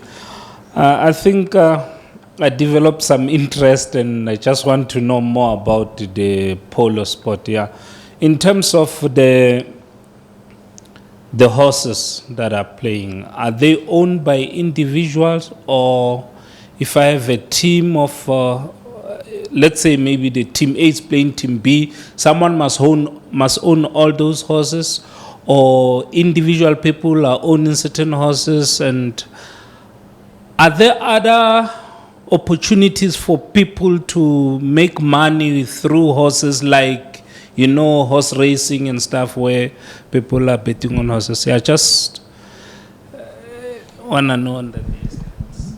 So the whole, what I call the polo ecosystem, for a polo tournament to happen, there's a whole lot of puzzles that has to happen. One, you have to have land. And that land is about 4 hectares of land minimum. That's the size of the field. It's about 4 football fields. That's kind of how big it is. So one, there's very few landowners who will have that sort of land. If not, it's going to be in the outskirts. So Inanda is the one that has land in the city, but as you go on the outskirts, there are a lot of land and people who've taken farms and converted them into polo fields. I'm just giving the ecosystem. So that's one way to participate. Own land, convert it into a polo field, and people will rent that land. I rent the land because I don't own the land. The second way in which you can then participate in the ecosystem is by owning horses. So generally, polo ponies are ponies that are actually bought from race horses. So horses that are slightly older and didn't make it in horse racing. There's a whole business where people actually buy those horses. And there's also what we call polo trainers, polo pony trainers, which is basically somebody who trains a horse to be a polo pony. So if you think of it, horses that are at the July or horse racing, they hear a gunshot and they just run straight. Whereas the polo ponies, one, they gotta learn how to maneuver, you know, because it's lefts, right, turns, stops, etc. They need to be comfortable with that control of the person when they do that. So there are people who are actually doing that work, which is training the horses, and then there are people who actually just buy horses and rents them out. So when I run a tournament, I actually rent those horses from people who own horses. So there are people who own horses. So the 64 horses are actually rented. And we pay them per what they call a A chaka. A chaka is, so the polo game is divided into what you call 6-minute intervals. So you play 6 minutes, then the horse rests, 6 minutes, then the horse rests. 6 minutes, then a horse rests, you know. That's called a chaka, that's 6 minutes. So they charge per chaka, per 6 minute, for the polo, so that's how much we pay. However, and then there is in the ecosystem, then there is people who look after horses every day, you know, so take them out for training, etc. And a lot of people who are in that business really, most of them actually, we get paid for, they live in those stables and they look after the horses, they ride them, etc. So that's one other element of it. In fact, they even train the horses sometimes. They almost act like caddies in a polo. They sit on the sidelines all the time and they actually tell the player, no, use this horse, because they know the horse's personality. Use this horse for this chaka, no, use this horse for this chaka. So they kind of like caddies and they guide also the polo players how to do. So that's kind of like, that's another no, I'm trying to think in the ecosystem what else. And then there's what we call rich guys, which they call them patrons. Patrons or patrons. They own teams, and they kind of like, sometimes they are people who have a lot of money, but they're not good at playing. So for them, in order to play in the 4, they will go and hire or buy a team where they are experienced players. And they play in the team. We have a handicap system as well, just like golf. However, it's the other way around. So the higher your handicap in polo, the better your play is, versus the other way around in golf. The highest handicap is 10, and then after 10 is 10 plus. The lowest is -2. So that's, and then also there's also playing. You know, you can be a polo player and you get paid to play. There's a lot of youngsters as well that have come into play. You start with horse riding for about a year or 2, and then from there they start teaching you then how to maneuver and play play. The younger you start, obviously the better. There are lots of young kids, black kids, that have started now to play and getting the pipeline really in. So the whole ecosystem is that. And then obviously then there's the business side of it, which is now we're running the tournament, which is me, and then there's also the sponsorship side. It attracts the sponsorship side.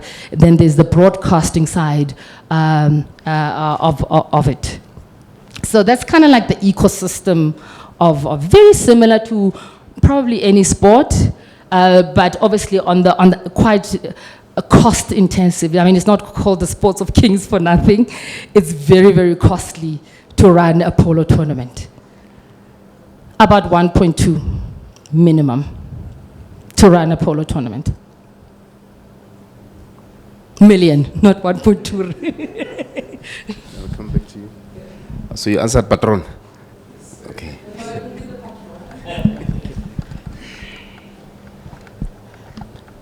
I'm Lefa of Makondela Projects. Thank you, Kgomotso, for your in-depth and very honest presentation.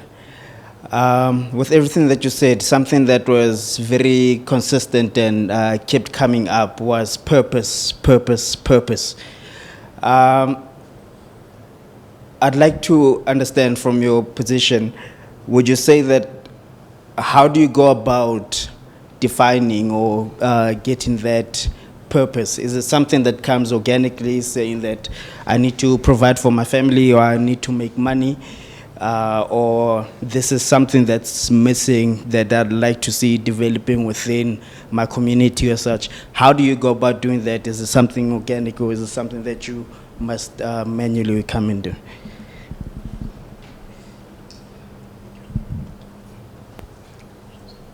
So it's a process. It's still a journey. I don't have certainly all the answers, but what I know is that it's not a shortcut. It's not a, ooh, aha, I got it one day. It's been a process over time. But I think what I know is that it is something, for me, it was something that bothered me. Something that bothered me. that makes me want to do something about it. That drove me to say, okay, this is what I want to solve. You know, earlier on I talked about I struggled with identity issues and I got irritated every time, or this is a white man's sport, or there's no white man, you know. So it's what bothers you, what irks you, and what do you think can you fix in the world, or that doesn't make you sit well with you. And then you start finding different ways of how to resolve that. It might be through sport, some is art, some is whatever it may be. So the vision is there, but the road will never be the same for everybody. And it's kind of like a winding road of the self-discovery. And reflection is very important. We always undermine that, but I think it's important to stop every year or whatever time you know to reflect about actually, and even ask people that know you very well, when you're in your element, what happens? You know, it might be small things. I know. It started off when I reflect back. I used to love hosting parties. You know, like even small parties. I'll invite every person I'm next. At some point, I used to live in Cape Town, and there were no black people, and I look for the black people, and I'll say, "Come, let's have a dinner, a braai, whatever at my house." And somehow people always loved coming in, and hosting was a thing for me. So it's always felt, oh, okay, so hospitality is my thing. Okay, that's a name that I put to it. But it's right here. Maybe you can't see it. But when you reflect and you ask people that really know you, you might start refining it as you go along the way.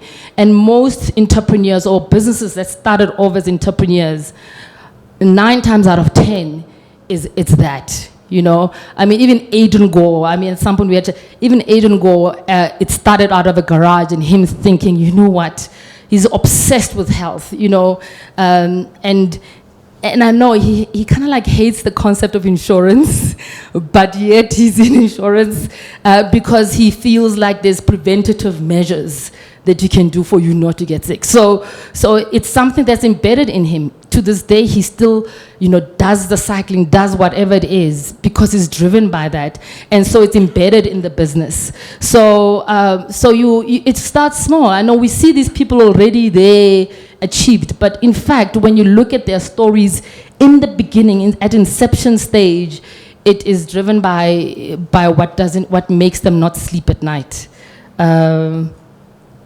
Yeah, not necessarily what you enjoy sometimes, but sometimes it's this thing, I need to resolve it. Sometimes it's that. And you wake up, sometimes you wake up in the middle of the night, and then you can't sleep as an entrepreneur trying to solve it. No, thank you, Sipho again. So you spoke about relationships when you introduce your product, or when people were not adopting to your product, and in you suggested that you went through the trade exchange methods. So, but how do you define, because it seems like there's a thin line between exposure and exploitation. In terms of sometimes the client, you think that you are actually exposing your product to them, but on the other side from them, it's an element of exploitation, because you are trying to get this client, but this client is not really coming on board, but you keep on giving the service. So when do you say it's enough, and how do you determine whether it's exposure or exploitation? So, thank God, I you know, my field has been marketing, so for about 18 years. I'm very clear. I never offer something when in my gut feel or through our conversations I feel that you won't buy it after tasting it. So, to long and short story, once. So I give it to you once, and that's it. The next year I don't, because you've tasted it. That's what is called trials. So you try. And if you like it, you go ahead. If you don't, then you don't go ahead, and it's okay. But rest assured, if you're gonna come back and want it again, you have to pay for it. And because you need to start, you've got something to give, and it's you gotta establish a relationship where people must see your product as something worthy to buy for. Otherwise, it's not a business. Business is an exchange. I give you something in return for something. So you can't keep giving freebies forever. It's once. So that year, I gave freebies the first year, and that was it. The following year, I literally went, I got videos, I remember I had collected the data to now start showing people this is the product. I didn't have a product at the time to show because it's a lifestyle thing. So I did it once, and that's it. After that, I'm marketing the product. This is the product I have to show. So it's quite a very interesting question, because you need to start spreading and understanding with all social media and marketing, how do you market, etc. You gotta understand that which channel are you using for what. You know, so I was clear that one, I need to get awareness. So I'm not expecting people to buy when they see a poster. It's just awareness and establishing my brand. That's it. You know, so people know about it.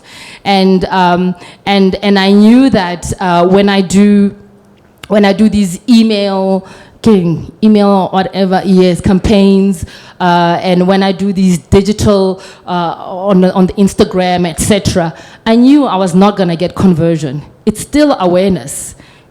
You know, it was awareness, because I know the kind of product that I was offering is 100K. There's no way somebody will convert 100,000 a table on Instagram, you know. But it was creating a brand positioning to say this is what it looks like, you know.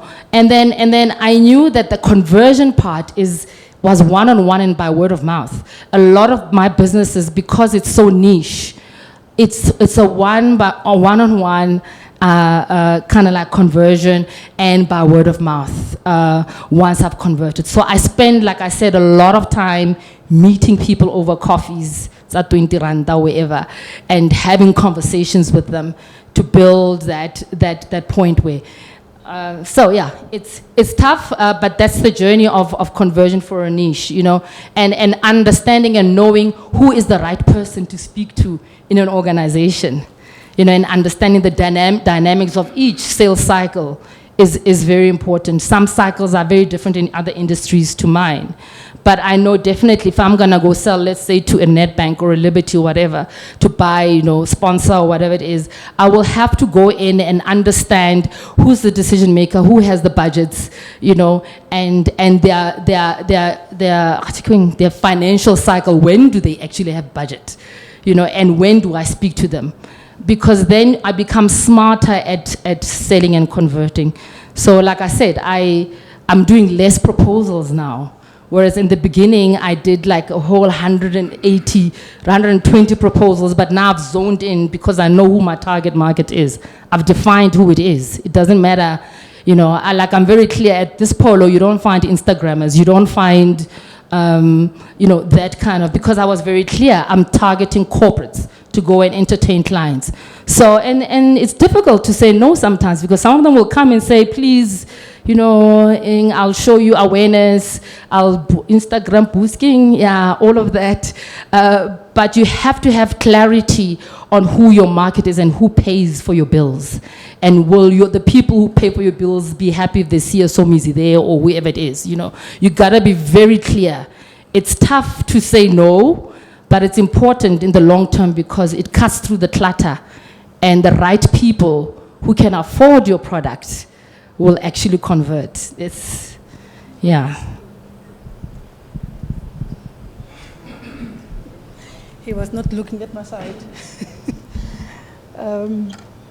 Yeah, thank you so much. I want to start by just saying I'm so impressed and so proud that females are making it. Your story is very inspirational and it's really, really motivating, you know, for people that are seated and watching this either through YouTube. I've got a question that will really be beneficial for people that are seated or watching. But I also wanted to just make a comment first before I can pose that question. Your name is Kgomotso, and I was just looking at you, and I'm like, wow, this is me. This is me. In a sense that your passion, your audacity to want to do something, and you have that thing in you to say, I want to do this thing there. The stubbornness, if I put it that way, to say you want to do something and this thing doesn't really make you to sit well. But again, you've got an element of wanting to see people achieve dreams, and you want to see people happy.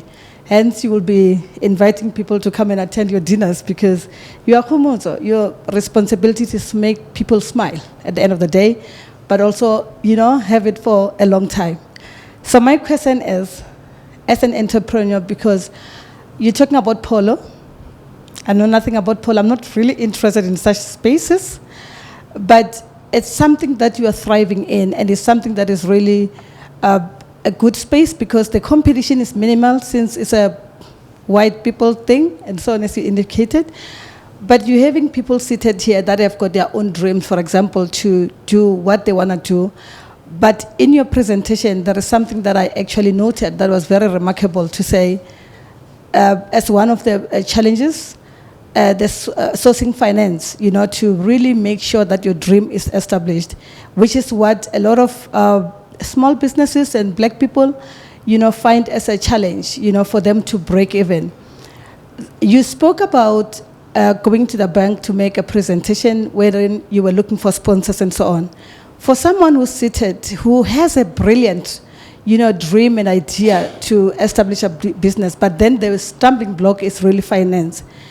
When they go to the bank or any financial institution, to get that funding, how do they identify, the section that they need to go to in the bank? Who do they speak to? How do you open those doors for you to be heard, actually, to get that appointment to go and pitch your dream or your presentation? I think that is one thing that I think one would say, I want to own a mechanic business, but I need money.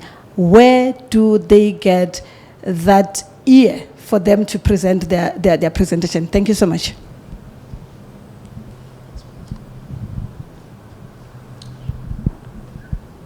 Sure, I'm going to try and answer from my perspective, but also I think I'm getting the gist of your question as well in other industries. So earlier on, I think I learned that the bank is not your friend if you don't have cash flows running through your system, and two, the bank is not your friend if you haven't got anything established as yet. It's an idea. Remember, the bank is also in business. They're in the business of charging interest on lending money, but they gotta know that they're gonna get their money at the end of every month. So I would definitely say that they're not geared for startups. That's just my learning. They're just not geared for startups. I never got funding through the bank when I started. I took all my savings, contrary to most financial advisors, etc., and I bet on myself. And I went to very, very close friends who I think were in business already and who kind of understood my dilemma, and asked them for money. It's very difficult, but you have to. And ask them literally and have the conversation, look, this is my idea, da, da, da, and ask them for money. So in the beginning, startup phase, it's tough because, one, you don't have revenue. So my advice is, one, start. Just start. Even if it's very, very, very, very small, start. If it's a mechanical thing, you can start at home and make those things. Just start. Because once you start, it starts fueling, and you're gonna find companies, I think businesses don't fail because of lack of money. I don't believe that. There are businesses with huge money and they still fail. So it's a combination of your idea, starting, it's a whole combination of that. So let's not, without sounding let's not hero ship money too much to say that if I don't have this, I can't start. You can, but it's not in the way that you think it is, because you have visualized yourself in this factory already having these machines, etc. But to get there, there is a process. It's a hard, long process, you know, and the art of finding how to get there is entrepreneurship. You know, that's the reality of life, you know. So banks are not, so I would discourage you, I hope, you know, to go to banks as a startup, because they're not. And in fact, you're going to get yourself in a lot of debt. They're going to be on your ass every single month to say, pay, pay, pay. And at that time, I told you I didn't make any money for 3 years. And you're just going to get down the rabbit hole. And your whole business now, you're going to focus on paying debts rather than actually running a business, you know. So my get is, try and find a way where you find people that will give you a loan on much softer terms. And softer means I'll pay you when I get the money. That's softer terms, not I'll pay you at the end of the month. Try and find someone. And if you don't have someone, this is the network. Pitch your ideas, talk about your ideas. You just never know, to people who look like you and me, you know, because they're more open. They will be more open, and preferably someone who's already in business also, because they have an understanding of it. Somebody in corporate, because they have money at the end of every month, they will tell you, "Hey, give at the end of the month," you know, or after 2 months. They're also living from hand to mouth. So identify who you can borrow money from. Banks are not it. I only got a loan from the bank possibly after the 5th year, and it was a credit facility that I got. And that credit facility, like I was already making that money at the end, but I need it. When credit gets offered, take it. Take it, because you never know when you're gonna need it. Take it from the bank when credit gets offered. Just know how to use it. Pay just before and then take it out again. Pay just before and take the money out again. It's literally like, so long as they're seeing movement of money in your bank account, they see you as, okay, turnover. So start having those administrative work that I said properly from the beginning. Have a bank account separate to you, which is a business. Have all of that, because the bank, when you start looking for money, they're gonna say, okay, I see in the account, your business, there's only this much money going through. So try and get money flowing through your separate bank account and administrative stuff. So yeah, there's no other way, but it is hard. And by the way, it's not hard just for black people. I'm just saying, it's hard for entrepreneurs, general. That's just the journey of it, you know. I mean, I've read enough books to make me feel, I don't know. I read the story of Shoe Dog, I don't know, Nike. It really opened up my eyes, because I was like so broke at the time. And I read the book and I couldn't believe that they were living from hand to mouth until they listed. And that's like more than 20 years. Nike. So when I understood that this is the life of an entrepreneur, you start understanding, let me find other ways. And that's why I'm saying trade exchange. It's not only about revenue, you know. It's not only about revenue. Look at your cost, look at your relationship, look what you have that you can trade to help you get to where you are. You know, you have something, you know. So look around that. It's hard, but that's just the reality. Sorry. I don't know if that answers your question.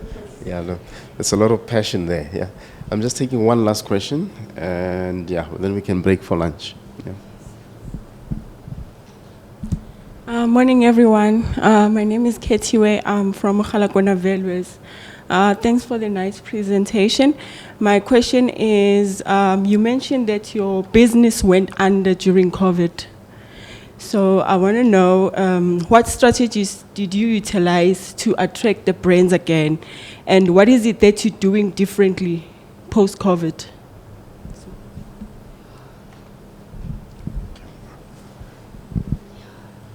That's a tough one, because it's real, it's now. Yeah. So like I said, the plan is to have it this year. And it's been quite a mental block and emotional stressing period, because I assumed that when I come back, to your point, I just pick up where I left off. And it's not like that, because it's not only me who went through COVID, everybody did, even banks, even the sponsors. So the rate at which the money is starting to flow is much slower than I expected, you know? So I decided to kind of like re-look at my model again. So always look at the model of how you generate money. It's okay, you can chop and change it, you know? The art, for me, there's still a polo game that's being played, but the model in which I generate money, I have to now chop and change and say, okay, maybe not this, maybe broadcasting now will kind of work, and streaming, maybe this, you know, let me lean more into this. So always I've re-looked at the model on how do I make money, yeah, and the easiest and biggest way of determining of how do you make money. Always ask your question that every day. My mentor always says, ask yourself who pays your bill. How do you make money? If you can answer that in one line, then you know you understand your business. So when I look at it before, I used to rely a lot on sponsorships, which that money, I can tell you, it's unreliable. It's not that it's not there, it's just unreliable, and it comes in drips and drabs, and sometimes it's there, and it's not great to have an unpredictable business, yeah? The second thing that I made money from, so sponsorships, I actually leave it as a nice to have. So I want this to happen with or without sponsorships. That's my new model. So the second revenue, if you remember, was to sell tables, corporate tables, of which there is quite a nice flow now, because I've established a brand and a strong relationship with those. I have a direct contact with the decision maker. That's another thing. Always try and be as close as possible to the decision maker. Don't try and work through a middleman, because you have not got full control of your sale. So sponsorship, I felt that it was corporate. Oh no, marketing says is this. Oh no, this and this is this.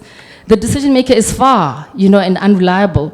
Whereas with the corporate table, I can go to OTB, I can go directly to the business owner, because I've built a relationship with them directly. Said, listen, are you taking a table or not?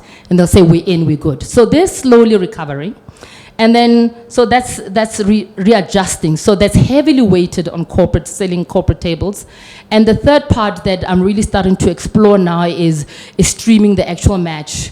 So we've discovered that we now have a good presence continentally, which spreads out into Nigeria because of the places we've played polo against, and start streaming this thing and start charging and sell streaming rights. So now it's starting to weigh onto that. So look at how do you generate money, readjust your model. And with time, when the sponsorships come, great. But at least I know I've got the base of covering your costs. So yeah, so I would say post-COVID, reevaluate how you make money. It's not going to be the same. It has to change. People learned, you know, it has to change, and start looking at how much do I have control over the person making the decision to really. So if it's a tender, if it's a whatever, you know, think about it, because you don't have full control, really. You don't. You want to have full control of the decision, well, not full control of the people or the person who's making the decision to make a sale. But it's very scary. I'm not going to lie. I'm very nervous. I'm very nervous. I still, when I do the numbers, I don't know if they'll work out as on paper.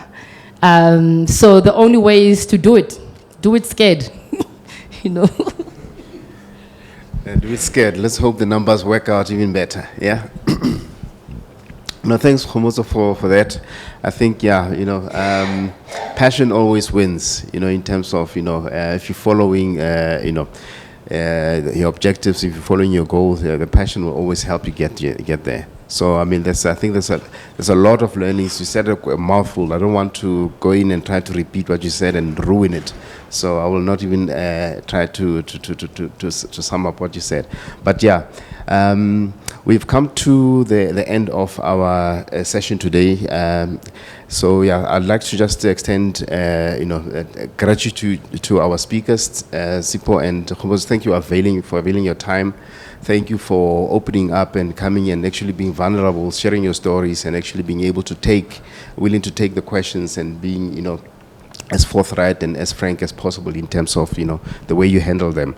Really, really much appreciated, because I mean that goes a long way to actually imparting some of the learnings and making sure that we walk away from today's session with a bit of a number of nuggets that we can actually think about, try to play them back and see how they relate back to our lives, and see how we can actually learn and actually change things in terms of how we do things, how we approach things, and yeah, hopefully that by the next session, we've learned a little bit, we've applied a little bit, and definitely in the next couple of years, we are in a better space, because we came here and we took away something that actually we built on.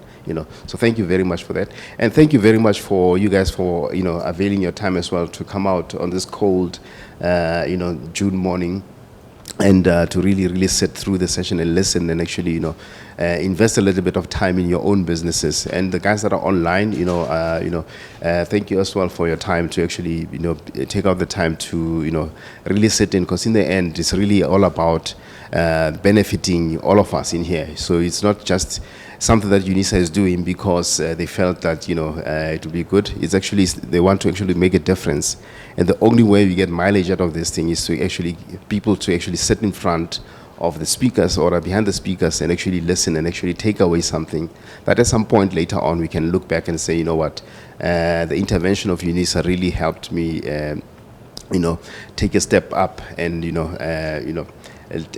pushed me to another level. So yeah, on that note, please, we have lunch in the usual spot. The guys who are here for the first time, is basically when you go out to the right, you'll pass the restaurant. The door is on the other. The entrance is on the other side of the restaurant.